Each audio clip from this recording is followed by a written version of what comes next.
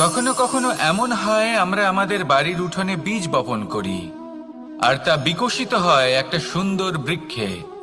তার শাখাগুলি প্রতিবেশীর বাড়ি পর্যন্ত পৌঁছয়। ফলের বর্ষণ প্রতিবেশীর বাড়িতেও হয়ে থাকে। আর আমরা ভাবি গাছ আমরা উৎপন্ন করব আর ফল খাবেন আপনারা। এই কেমন কথা হলো? আপনাকে এই কথা বুঝতে হবে যে এসব হলো ভৌতিক বস্তু, সাংসারিক বস্তু। কখনো নিজের বাড়ির বাগানে ভালোবাসার গাছ বপন করে দেখুন। তার শাখাও প্রতিবেশীর বাড়ি পর্যন্ত পৌঁছবে, ফলের বর্ষণ সেখানেও হবে। কিন্তু সেই ফল চাইতে আপনাকে যেতে হবে না, সেই ফল দ্বিগুণ মাত্রায় আবার আপনার কাছেই ফিরে আসবে। তাই নিজের বাড়িতে আর নিজের মনে ভালোবাসার গাছ উৎপন্ন করুন। এই জীবন প্রসন্ন হয়ে বলবে, রাধা রাধা। আমাদের জীবন হলো একটা উপবনের মতো, যেখানে কাঁটাও আছে আবার ফুলও আছে। আর যদি আপনি ফুল লাভ করতে চান তাহলে কাঁটার সংস্পর্শে তো আপনাকে আসতেই হবে। এটাই জীবনের সত্য। আমাদের জীবনে, আমাদের পরিবারে, আমাদের সমাজে দেখবেন ভিন্ন ভিন্ন ধরনের মানুষ আছে। কেউ আছেন দুর্জন, কেউ সজ্জন, কেউ শত্রু হন তো কেউ মিত্র। যদি আপনি দুর্জনদের কাছে যান তাহলে শুধুই কষ্ট পাবেন, যদি আপনি শত্রুর কাছে যান তাহলে ঝামেলায় জড়িয়ে পড়বেন। তার চেয়ে ভালো আপনি সজ্জনদের কাছে যান, আনন্দ এবং জ্ঞান লাভ করবেন। নিজের মিত্রদের কাছে যান, আপনি সাহস লাভ করবেন। আরো একটা কথা বলি, এই জীবন এত বড়ও নয় যে আপনি প্রত্যেক সমস্যায় প্রত্যেক মানুষের সাথে ঝামেলায় জড়াবেন। শুধু যার সাথে আপনার মনের মিল হবে তাকে প্রণাম করুন, আর যার সাথে মনের মিল হবে না তাকে দূর থেকে প্রণাম করুন।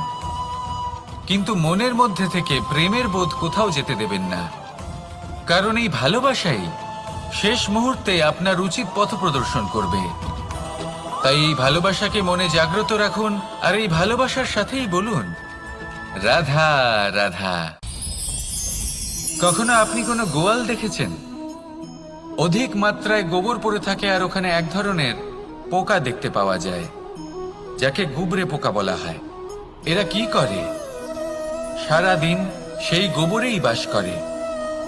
সেই গোবরকে গোল আকৃতি প্রদান করে নিজের বাসার দিকে নিয়ে যাওয়ার চেষ্টা করে। অনেক পরিশ্রম করার পরে সেই গোবরের টুকরোগুলো নিজের বাসার দিকে নিয়ে যায় আর বুঝতে পারে ওর বাসা তো খুবই ছোট, আর এই গোবরের টুকরো তো অত্যন্ত বড়।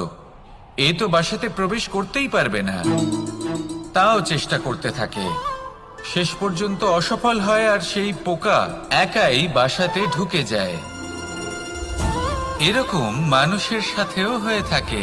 সমস্ত জীবন মানুষ ধন, স্বর্ণ, সুখ স্বাচ্ছন্দ্য এই সব কিছু অর্জন করতে ব্যস্ত থাকে। আর যখন সময় আসে এই সংসারকে ত্যাগ করে চলে যাওয়ার, তখন সে বুঝতে পারে যে এই সবকিছু তো আমি নিজের সাথে নিয়ে যেতেই পারবো না। মনে দুঃখ নিয়ে সংসার থেকে বিদায় নেয় সে। তার বদলে যদি মানুষ কোনো নির্ধন ব্যক্তিকে সাহায্য করে দেয়, কোনো দুঃখী ব্যক্তিকে হাসাতে চেষ্টা করে, তাহলে মনে সন্তোষ নিয়ে সংসার ত্যাগ করতে পারে। এই জীবনে ধন, স্বর্ণ, সুখ স্বাচ্ছন্দ্য অতি আবশ্যক, কিন্তু এগুলোই বাস্তব সম্পত্তি নয়। তাহলে কি এই বাস্তব সম্পত্তি সেটা বুঝতে শিখুন, আর আমার সাথে ভালোবেসে বলুন, রাধা রাধা।